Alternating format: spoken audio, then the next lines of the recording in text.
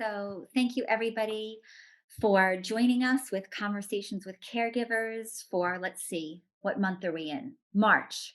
So, we've been doing this online in the Zoom room for 11 months now because it was March 17th of last year. We were going to have our Conversations with Caregivers back in the O'Keefe Auditorium like we used to, and that got canceled because that's when we all got sent home. So we started doing it in April. So next month will be our 1 year anniversary, and I think it's created this environment to be a lot more accessible for caregivers rather than driving into Boston on a Tuesday night. We're all here together virtually. So I think no matter what, we'll always continue to offer virtually in some regard. So thank you for coming. My name is Nori Mazzone, and I am the program coordinator for the Dementia Care Collaborative. And I'm going to tell you a little bit about the Caregiver Support Program, which is an element of the Dementia Care Collaborative. The Caregiver Support Program was started at MGH in 2017, and we're a part of the Palliative Care and Geriatric Medicine Division. And as many of you know, the mission of our program is to transform memory care. We exist at MGH to educate, to connect, and to support. And that's patients, caregivers, clinicians, the community. We are really a resource here for everyone. We offer care consultations to caregivers and patients in specific MGH clinics. We offer skills classes for caregivers. We offer support groups. We offer health and resiliency programming.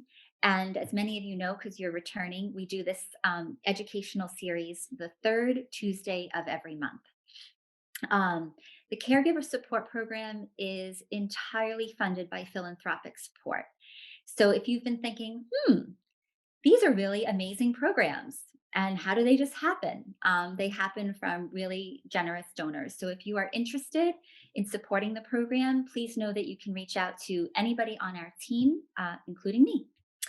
So that's a little bit about the Caregiver Support Program. Now I want to tell you a little bit about Krista. So let me get my iPad here so I can read it. Krista Gregory is a board certified chaplain, and she has worked in healthcare for over 25 years, both in adult and pediatric hospitals. Experiencing burnout and witnessing others burn out as well, she founded the Center for Resiliency at Dell Children's Medical Center in Austin, Texas in 2016. And she did this to transform healthcare into a more sustainable environment.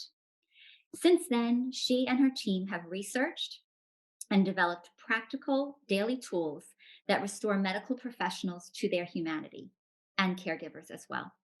Krista has also spearheaded efforts to address the systemic factors that contribute to a toxic medical culture, such as improving team and organizational communication.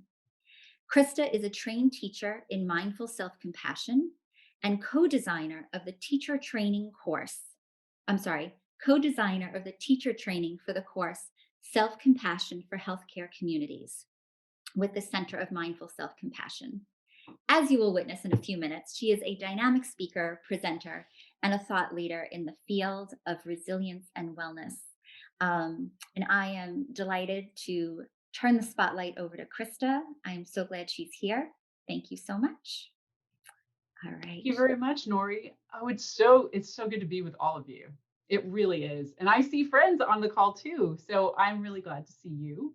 I have some special things on my desk that remind me of some of you. So I just show you those. But I want this to be a fun night for all of us. So I hope that if you're eating dinner, just eat, do what you need to do. But this will not be a boring lecture or some kind of like take notes. And we're gonna play together and experience some things together and talk about some concepts that I hope will be helpful to you in your own experience. When I was talking to Nori, we were talking about, as in preparing for today, she was like, well, why did you say yes to do this? And I said, well, there's a personal side to this for me. My dad had dementia for 30 years. I don't say that to discourage some of you that have families that you're like, oh my goodness, do I have this many more years for me to go? So if you're there, hopefully the age bracket of your family member won't mean that it goes for that long. But My dad had a massive stroke when he was 50. He was a surgeon at that time, and ended up, of course, leaving his practice, and we sold his practice, and he did never return. Didn't ever return. But I lived with someone with dementia for all of that time. He passed away many years ago now, but you're a group of people that mean very much to me, whether you're a caregiver of someone with dementia in your own family, in your own home, or whether you are a healthcare provider that works in this community. I get it. I get it personally and not just professionally. And it is a lot to do with why I do what I do today because of what I learned through those experiences and what I reflected upon in my own life. So I really have thought about that today as we embark on this conversation around self-compassion. So you tell me if this is hitting home for you in the chat or no. And feel free. I'm the kind of presenter that wants you to kind of let me know this is not, I don't like that, or I don't agree with what you just said.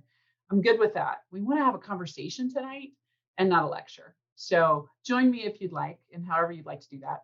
And if you're just kind of exhausted and all you can do is sit in a chair and look at a screen, I got you. Just do that. Because I also know that some days that's what you've got and that's all you have. So they let you know about how to do the chat. So the chat is on that bottom screen. It looks like a little cartoon bubble. And you are welcome to tell people who you are. And as Judy was saying with you, it gets recorded. So don't put any like private stuff in there. But if you want to say, hey, I'm Ray and I'm from Connecticut, I see that. Hey, Ray B. You can put that in there and say, hey, I'm a caregiver of my mom, or I'm a nurse that works at Mass Gen, or it's kind of fun to see who else is with you, because even though we're not in the same space together, we're in the same space together because we're all experiencing life in this crazy time of pandemic. So I encourage you to play around with the chat and just do that for a moment. Just kind of go down there and type a message and say, here's who I am and why I came. And if you feel like doing that, that'll just give people a chance to kind of know who's on this call with them. Well, we're going to start. I like to do a lot of experiences. So don't worry if you're introverted. I'm not going to ever call upon you to say something out loud unless you want to. But I want you to do some things with me. So we're going to start by just jumping right into a practice that comes from Dr. Neff's work, mindful self-compassion. Let me tell you a little bit about the background of that, though. So about 5 years ago, we started the Center for Resiliency at Dell Children's because we knew that what we were doing in healthcare in our community really wasn't getting fully at the problem. We tended to provide pizza and ice cream Sundays when it was a really hard day, which is great if you're in the South to provide food. Believe me, we still do that. But it wasn't really changing the way people thought about things and the way people took care of themselves or didn't. And we knew we needed to do it differently. And so we just started this. We had no idea what we were doing. We just sort of started it. It was me in a room, and that was the Center for Resiliency. Soon after starting, I went to a conference with Dr. Krista Neff. Dr. Krista Neff is a professor at University of Texas at Austin. Her co-partner in her research is Chris Germer, who's there with you all in Boston. He's a psychologist there in Boston, and they had prepared a program called Mindful Self-Compassion. A friend of mine said to go to it. I was like, okay, I went. I wasn't feeling honestly very hopeful because I've taken plenty of self-care stuff. I could teach it in my sleep. But as I sat and listened to her, I thought, this is really actually kind of intriguing. And there's some neuroscience behind this, which was intriguing to me. So I went up to her at the lunch break at the conference and I said, I really like this. This would never work for caregivers. It was sort of insulting. I didn't mean to be insulting to her, but I was sort of saying, my surgeons and docs would be like, oh my gosh, this is too much meditation, too much reflection. This is too touchy-feely. I can't do it. And I said, and it's also really long. It was like a 24-hour program. I thought, no one's ever going to do that. And I also knew as a caregiver myself, I never had the emotional energy to do something that deep anyway. So I said, would you be willing to play with your model and make it shorter and take out the meditation? And she got very offended and kind of said no. But she called me back 2 days later because one of the things we talked about in her case was she has a son in her home at that time, still is, who had autism that she was caring for. And I said, These are some of the people that I work with. And they need this, but they need this in a smaller dose, in a different method, in a different way. And so for the next 4 years, I worked with her and we did really deep dive quantitative research about how to take this program into a more digestible model for people that couldn't step right into mindfulness in a way that would require a lot of meditation and time away from the bedside. Because I know that those of you as caregivers, you may not be at the bedside, but you're at the chair side and you're at the doctor's office and you don't have the space to say, hold on just a moment, let me go to get a massage, I'll be right back. You can't do that with your family member with dementia. It doesn't work that way. A lot of the parents I was working with at the time in the children's hospital would say, it was great when the psychologist would come visit, but they'd be like, you need to take a walk. And the family member would say, you don't understand my life. Like, I can't even leave. This is not how my life works. And so, what I really wanted us to develop and see what we could do was to find a way to bring the resources I needed in the middle of the stress, in the middle of while it was happening, that I could use. And that's what we did. I'll show you later if you have time. We've written articles about it. We've published in the Journal of Clinical Psychology and all those fancy things. And you can read that if you want to, if you care about that. Um, but I just want to tell you it works, and it works because I've sat with people very directly and heard from them what was happening in their lives. So we're going to start with something playful. I'm going to share my screen for just a moment and show it to you. It's not what I want to share. This is actually where I want to go. So there we go. All right. So I want you to consider a time, if you can hear me, you don't need to see the screen. Consider a time when you had a good friend in life.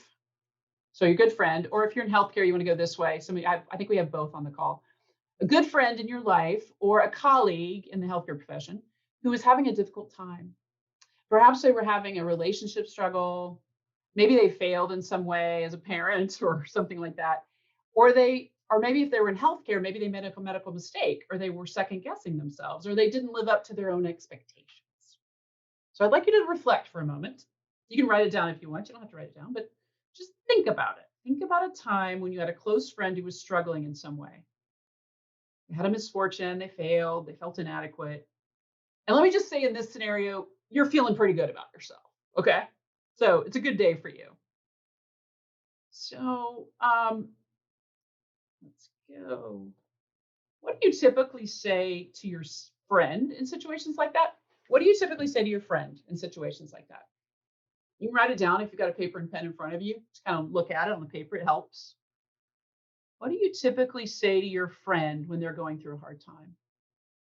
And I'm asking you this sort of rhetorically. You can put it in the chat if you want, but I'm asking you just sort of reflect on it. What do you say to your friends when they're having a rough time, or your colleague? What do you say? Okay. Thinking about it, maybe writing it down, right? You can think about what tone of voice you might use, what your body language says. You give them a hug. Maybe that's your style, maybe it's not.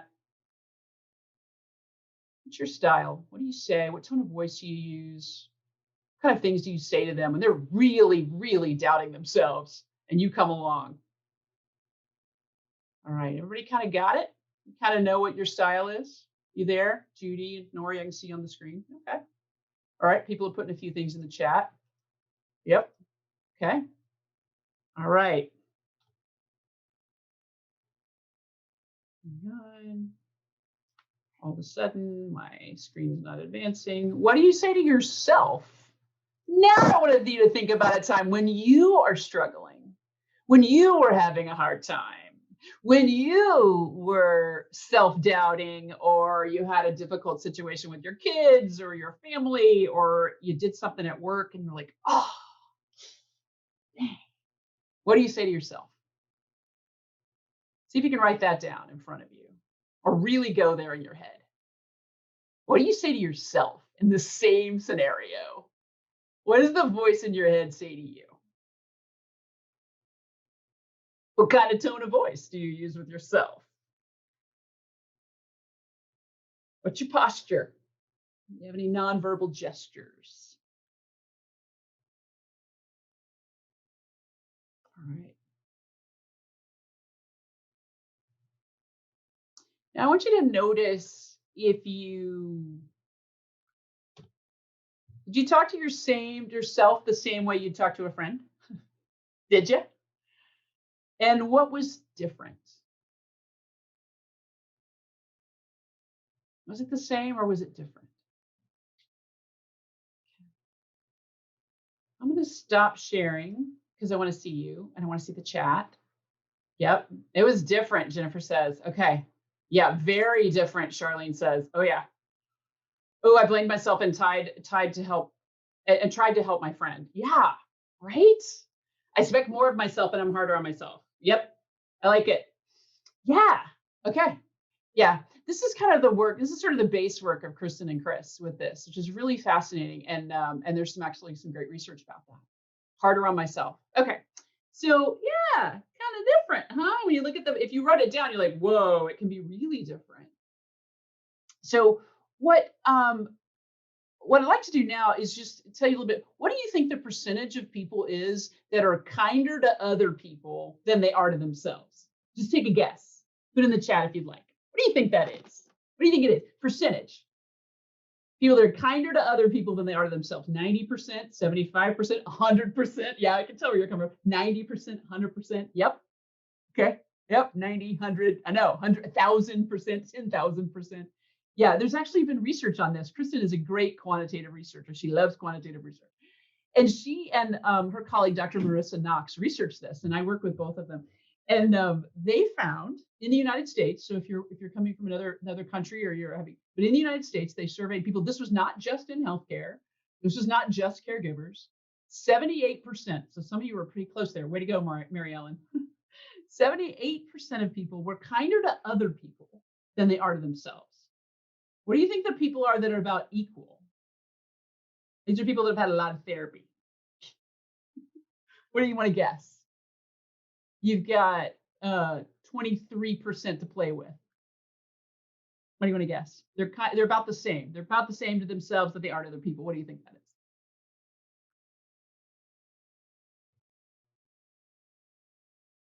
1%. Yeah. Mhm. Okay. All right. It's actually 16%. 16% of people in the United States are about equal, meaning I'm not so hard on myself. I'm actually as nice to myself as I am to my friends. So I'm like, wow, they've had a lot of therapy.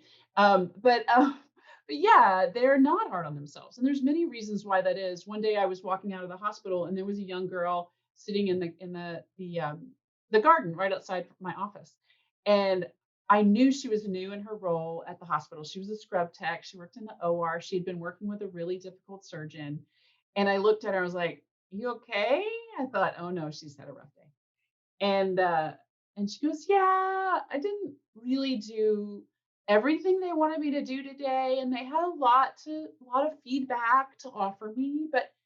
And then she goes, and I'm thinking, "I bet they did." And she goes, "But I'm new at this, and and I was like, "How old are you? Like 80? You're awesome." So she was in that 16%. So there's about 16% of people that are about equal. And then there's 6% of people, according to their research, that are nicer to themselves than they are to other people. So there is people that fall in that category, people that were actually honest about it on the surveys. So I think that's a fascinating survey because what most of us struggle with, especially as caregivers, is we beat ourselves up a lot. And we do this in life anyway, but we sure do this in when we're taking care of people, whether we're in healthcare in a role in that way or taking care of our family member. We're our worst self-critic. We really are our worst critic. Well, Kristen and Chris's work says that um, the definition of self-compassion, which sounds really touchy-feely, but self-compassion is treating ourselves with the same kindness we would treat a friend when things go wrong. Treating ourselves with the same kindness we would treat a friend when things go wrong.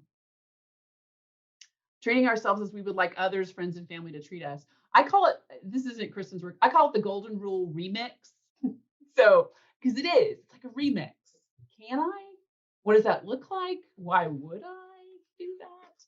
So that's where we're going to go next. I'm going to go back to the slides real quick and take you a little bit further in with me. Okay, here we go. Okay, let me click on the screen. What is self-compassion? That sounds like such a really touchy-feely word, but just hang with me for a minute. As I said, informal definition, treating yourselves like you would treat a close friend who is struggling. Why would that be so hard? There are three components to self-compassion. So I'm going to kind of walk you through some of the technical stuff first, and then we're going to play again. It has three components: kindness, common humanity, and mindfulness are the principles of self-compassion. Mindfulness versus over-identification. So mindfulness allows us to be with painful feelings as they are. Over-identification is kind of avoiding extremes and suppressing or running away with painful feelings. So um, most of us that are busy being caregivers are really like don't have time to feel. I mean, right? Like you don't. Like I gotta take care of somebody. I don't have time to feel right now. And so I might just be not even on this scale of mindfulness and over identification. Maybe I'm somewhere, I don't know where I am, but I'm compartmentalizing it all. And we'll talk about in a moment. There's some advantages to doing that because sometimes you're in a situation with your family member or with your patient where you can't, like you're in the crisis, you need to compartmentalize. That's how you're going to get to the next step. And that's okay. And you need that tool in that moment. But if you can't ever feel it, then what happens? Right? I like to talk about like this. So I'm gonna click out of this and see you guys again. So I like to talk about like this. It's like that emotional closet you have over here. And like I'm with my family member, like I'd be with my dad or I'd be at the bedside with somebody, and I'm like, I don't have time to feel this right now. So I'm just gonna take it, that feeling that maybe is coming up. I don't know. I don't know what it is. And I'm just gonna shove it in my emotional closet and I'm gonna slam the door because I don't have time to deal with it. And it's over there, and I'm just shoving stuff in the closet and shutting the door and shoving stuff in the closet. Yeah. And then what happens? What happens like a few months from now? Who knows when? The door of my closet bursts open and all that stuff just falls out all over me, right? It does. That's what happened if you're at the bedside and you're a nurse or a physician or a caregiver. That's what happens with your family member too. Or maybe it happens when your family comes over to visit you and your loved one that you're taking care of with dementia, and you just go all over them because your emotional closet gets full and you haven't really dealt with it. Mindfulness is about, let me at least acknowledge that I have a feeling about this, even if it's a scary feeling or like an upset feeling. Let me just own it. I'm a human. Let me be with it. And then if I need to compartmentalize, I can put it in my little closet and I can shut the door. But at least I know what it looks like. It looks like this, and I'm going to put it in there. So when I go back to get it, I go, oh, there it is. And I know what it is, and I take it out and I can deal with it. But if I just shove it in the closet and shut the door, eventually it just gets all mixed up and it's kind of like, Marie Conte, you didn't really organize it and now it's just bursting out all over you. So mindfulness is about owning it, owning what it is, recognizing what it is. Even if you don't deal with it in that exact moment, at least you have a name for it. Over identification. So what's that? That's the opposite of mindfulness. That's the person who everything is horrible all the time. Over identification is when you are, it's the thing that people worry about in healthcare. If I feel, I'm going to be really extreme and I'm going to run away with my painful feelings and I won't ever be able to get out. So mindfulness versus over identification. Mindfulness is about one of the techniques of resiliency. Can I at least be aware of what's happening with me as a human? Can I? Yeah. And is it to my advantage? Actually, it is. Research shows that compartmentalizing it 24/7 really doesn't work, not long term. And any of us that have done this for very long, and I did it for 30 years with my dad, know that eventually it backfires on you. So, all right. The second thing she talks about is kindness. That was the other bubble in there. Self-kindness versus self-judgment. We kind of looked at that one pretty well, didn't we? Yeah. Self-kindness versus self-judgment. Self-kindness would be, and I'll go back here. There we go. Doing pretty good with this. Treating yourself with the care and understanding rather than harsh judgment. And it also involves a desire to alleviate suffering. So it's not just positive psychology, like everything's great, everything's awesome. It's, can I be kind to myself as my friend would be? So if I've had a really hard day with my family member or at the bedside, can I say, hey, Krista, that was really hard. If I called my best friend and told my best friend about some of my days, which I do sometimes, my best friend's like, wow, that is a tough day. And I'm like, really? He's like, yeah. Oh, well, I've just so normalized it that I don't even realize anymore. He's like, no, no, no, that was a really tough day. Let me come over and we'll talk about it. Or why don't we go take a walk? Or why don't you have a big chocolate cake tonight? but I mean, but he will help me see it in a lot more clarity than I can see it for myself. So self-kindness versus self-judgment. Really important second step in mindful self-compassion. The third one is really interesting. It's called common humanity versus isolation. This is her third piece in her model. This is really cool. Common humanity is about seeing your own experience as part of a larger human experience and not being isolated. So what does that mean? I think sometimes it does feel like, why is this happening to me? I think my other name is Job. I used to feel like that as a kid, especially when all this was going on with my dad. And even as a young adult, like, why is this happening to me? As if I was the only one it was happening to, not because I was narcissistic and self focused, but it sure felt like the rest of the world was doing so much better than I was and wasn't suffering in the way that I felt like I was. And I don't even know that I used the word suffering, but it sure felt hard. Common humanity is about realizing, yeah, everybody struggles. Everybody does. They may not tell you that, but it's happening. And there was something about that that I didn't understand. And it's a big part of resiliency is, can I recognize that suffering is something that we're all experiencing? So if all of us are experiencing it, then I didn't make it happen. No, you didn't. Because I think that was also a part of it. That's recognizing that life is imperfect in us too. Part of this common humanity versus isolation thing too is sometimes when things go wrong, I feel like it shouldn't be happening, right? Like this shouldn't happen. Whether it can create a feeling like I'm abnormal. Something's wrong with me that I had this happen to me. And it creates this feeling like no one else has ever made a mistake in my profession. Nobody else has gone through this, but that's really not true. So, a lot of the things I do in the Center for Resiliency in Austin, Texas, which now is virtual, is all about this particular thing, the common humanity versus isolation, meaning I put people in a space together to tell stories about what they're experiencing so that other people go, oh, yes, I thought I was the only one. I'm like, no. When a pediatric neurosurgeon tells you he made a mistake in his life, and you go, really? You? And you realize it's not just you. So, common humanity versus isolation is a really interesting way to look at this. Okay. Next slide is kind of interesting. So, we're going to talk about it. And I couldn't come up with a better way of doing this. I don't want to culturally appropriate yin and yang. And so I'm just going to own that right up here because I wasn't sure how to play with this differently. So if that rubs somebody the wrong way, just hang with me. But there's two sides of self-compassion. That's kind of what I'm trying to communicate. And the two sides are, one is like comforting and soothing.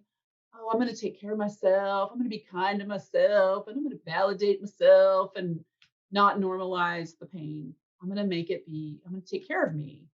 But there's a yang side too. And I don't want you to miss that. Yang is acting in the world in a compassionate way, protecting, providing, motivating. It really is about giving myself some power back. So I'm going to unshare and invite you into something with me if you're willing to play a little more because it feels really good. I did this with some nurses earlier today that really needed it. So if you can stand where you are, go ahead and stand up. I'm going to stand up and move my camera. You can see my face. If you can stand, great. If you can't stand, you can still do this sitting down. So do whatever you feel like doing. But I'm sure some of you are really tired. It's been a really long day. And if you've got people around you, just tell them you're okay, you're safe, because we're going to be making some noise. All right, this is going to be a visual way to experience self-compassion. Okay, so what is it? So I'd like you to hold your hands and squeeze your fists really hard. If you have arthritis, don't make it too hard because I don't want you to have like residual effects from this, but squeeze your fists. Okay. What does that feel like? Of course, you're squeezing your fist, you can't answer me, so I'm going to have to like fill in the words for you, but just imagine in your head right now, what does this feel like? Like tension. Maybe I want to sock you. Like I'm angry. I'm fearful. Maybe my shoulders have gone up a little bit. This is a metaphor for self-criticism. Ooh, I'm fighting myself or resistance. It's what I feel like when we fight with ourselves and we fight with the experience we're in, right? Okay, open your hands. Thank you. Of course. Open your hands and hold your hands in front of you. Turn to upwards. It looks very religious, but just stay with me. What does that feel like? For some of you that were squeezing your hands made it feel a little tingly because you're like, I'm not squeezing my hands anymore. It feels pretty good. What else does that feel like? Some people would say to me, some people are typing, I see in the chat, like it's a release, feels sort of like freedom or acceptance, or I'm just going to accept what you're giving me, right? Kindness. Yeah, exactly. This is a metaphor of mindfulness. Like I'm being aware. I'm actually feeling my hands now because I squeezed them earlier, but it feels like when we accept ourselves and we live in this equal way with the world, that's what this symbolizes. All right. Now you can extend and ease. Yeah, that's good. Thanks, Nori. And then now you can extend your arms out a little bit in front of you. If I had room, I'd do like this, or you can do it like this, but just a little bit further away from your body. Okay. Feel that. What does that feel like? What does that feel like? Yeah. So this is a symbol of common humanity. What it feels like when I'm like reaching beyond me to connect with other people, maybe, or reaching beyond me, like there's something else out there. It's not just me, like here with like there's something else involved. That's what it feels like. Like, yeah, there's other people involved. All right, now you place one hand over the other and put it on your chest. Oh, like you have heartburn or something, but feel that for just a minute. Hands on your chest. Take a couple deep breaths while it's there. Feel the warmth and the gentle pressure of your hands on your chest. And just kind of breathe gently. What does that feel like? There's a practice we won't have time to do tonight, but it's called supportive gestures, is what we call it in our program. But where it invites you to do things that feel good with you physically, because we don't get to hug much these days. But yeah, Rick wrote, feels comforting. Yeah. Well, this is sort of a symbol of self-kindness. Like, I got me. It's almost like, I got you, Krista. I got you. I got you. Self-kindness. All right. So fists, open your palms, reach them out, hands to the chest. Got it? This is what this is about. Now we're going to do my very favorite one. So I want you to stand. If you're standing, you can do this. If you're sitting, just kind of brace yourself. You can do it the same way. But if you're standing, I want you to drop into like a horse stance. If you don't know martial arts, what that means is if someone comes along, they can't push me over. Okay, because I got me. I'm pretty grounded. And so you get yourself kind of grounded so someone can't push you over. And if you're sitting, you can do the same thing, like kind of make yourself heavy. Like my little dog is when I pick him up and he doesn't want me to pick him up, he gets really heavy, even though he's not really heavy. Yeah. Horse stance. All right, you ready? All right, I'm going to do it. It's going to kind of scare you. It's going to scare the people around you. Ready? 1, 2, 3. No. Okay. You want to play? All right, ready? 1, 2, 3. No. And I'm shoving my hand. If you can't see me on the screen, I'm shoving my hand in your face. 1, 2, 3. No. I wish we could hear everybody saying it, but we're not unmuting. All right, one more time, and I want you to feel what it feels like in your body to do this. Ready? 1, 2, 3. No. This is the power of self-compassion. When I can be with myself in a compassionate way, it can be comforting and soothing and validating, but it also means I may be making different choices that are right for me, and may involve saying no, maybe not to my loved one or to my patient, but for me. And there is something very empowering about that. And one of the things I think we feel as caregivers more than anything is super powerless. Super power. Like, I can't change the circumstance and it's horrible. And here I am just kind of moving with the road. But I got to tell you, there is still choice in this. And I want you to feel that. So I wanted you to feel that in your body. So that's why I played that. Go ahead and sit down. All right. I'm going to fix my camera again. There we go. All right. Well, let me just a couple for any non-believers in the room. So you may say, this old self-compassion, touchy-feely stuff, does it really motivate me? Because most of us have been self-critical for a reason. We believed that it was making us be better people. If I criticize myself, then I'm going to make myself better, right? Well, honestly, research does not show that. Sorry to all the people that believe you just have to pull yourself up by your bootstraps and just get on with it. Research shows that self-criticism is actually a non-motivator. It tends to paralyze us. It can paralyze us. It can make us where we are afraid of failure. We're afraid of moving on. We're afraid of taking the next step. We doubt ourselves so much that we can't make a decision. And so self-kindness can really trick us a different way into motivating us towards other things. And our personal standards can be just as high. We're just not upset when we don't meet them. We're willing to try again. Huh. Man, if you don't criticize yourself as a person taking care of someone with dementia, then you are a special person because I sure did. I sure did. I was never getting it right. It was like seemed like I didn't know enough, that I should have known, and then I felt very powerless. So it does, but it's linked. The self kindness thing actually gives me power back, and it links to motivation. It's also linked to well being. So I'll share my screen again just for the heck of it. Let me go back. Here we go. Oh, yep, yep. There we go. Linked to greater motivation. Personal standards are just as high, not as upset when you don't meet them. Less fear of failure. You're more likely to try again and persist in efforts after failure. Self-compassion is linked to well-being, reductions in depression, stress, perfectionism, shame, anxiety, body dissatisfaction, chronic pain, increases in life satisfaction, happiness, optimism, body appreciation, immune function. Yeah. We did a lot of studies here at Dell Children's around this because I didn't believe it. I'm a skeptic. I always have been. I'm a minister. I guess you figured that out if I was a chaplain, but man, I was a skeptic. You have to tell me, you have to prove stuff. We've actually studied this with healthcare providers and with parents of kids with chronic illness. And we found that, yeah, depression goes down, stress goes down, perfectionism goes down. It's really kind of fascinating. I'll show you those slides if we have time at the end, but if not, you can read the article if you're interested in diving deep in the research. But we've shown that it actually makes a difference when it comes to well-being. Oh, this is my favorite slide. I just like to look at it just because it kind of looks cool, but we're going to talk about it too. And this is a really important part that I wanted to get to for this last part of what we talk about tonight. And that's the difference between compassion and empathy. Let's talk about that for just a moment. I'm going to unshare, just kind of soak it in, that little kind of be curious about what that's about. But come back to me and I'll tell you what's up. So empathetic resonance. When you are with somebody who's having a hard time, whether it's your family member or whether it's a patient you're taking care of, you began to empathetically resonate with them. The human brain is highly social. Some of you that are medical on the line could tell us this, but the rest of us are going to know it too.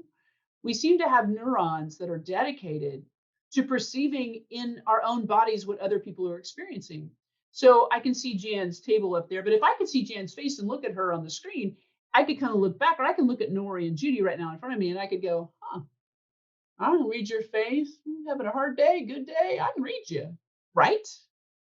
Usually we can do that.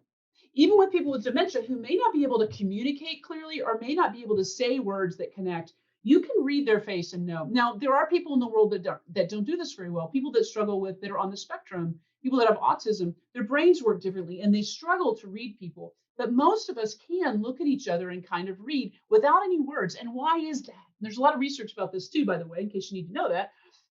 But why is that? Well, it's evolutionarily adaptive. If I couldn't do that, then if Nori saw a tiger behind me and she was like, ah, freaking out, at least I would know I got something behind me. I can't see it, but she can. At least it's going to keep me safe. So I needed to be able to recognize what was going on by looking at her to know what was going on behind me. Any of you who have ever taken care of a baby know this about a baby. And anyone who's taken care of someone with dementia know this too. Whether the baby or the person with dementia can understand you or not, they start resonating with what you're feeling. If you were in a hospital and that person was hooked up to monitors, when for example, when I work in the NICU, you have an angry family or a conversation go on around a baby that is in the NICU on monitors, what happens? Blood pressure goes up, breathing gets more rapid, their heart rate goes up.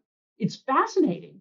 Well, they don't have the capacity intellectually to understand the words that are being spoken around them, but they know something's up and they're in danger because of what they feel and experience. They're empathetically resonating with what's going on in the environment around them. This is what happens with your family members with dementia too. They will start picking up on what's going on with you. And will you pick up what's going on with them? Absolutely. I think it's like a virus. COVID is not the only virus. If you enter a room and you enter a space and people are really down and they're all talking smack about somebody, by the end you walk out feeling like they feel, right? It's contagious. This is this empathetic resonance thing. It's really fascinating. It helps us and keeps us safe, but it also really can be kind of tricky. We end up in the same boat. So, for example, if I'm mad at somebody, I might glance a split second too long at them and frown when I should have smiled. And then they might say to me, slightly annoyed, "Why are you so angry and upset?" And I'm like, "I'm not angry and upset. Why are you so angry and upset?" Before long, we're both angry and upset.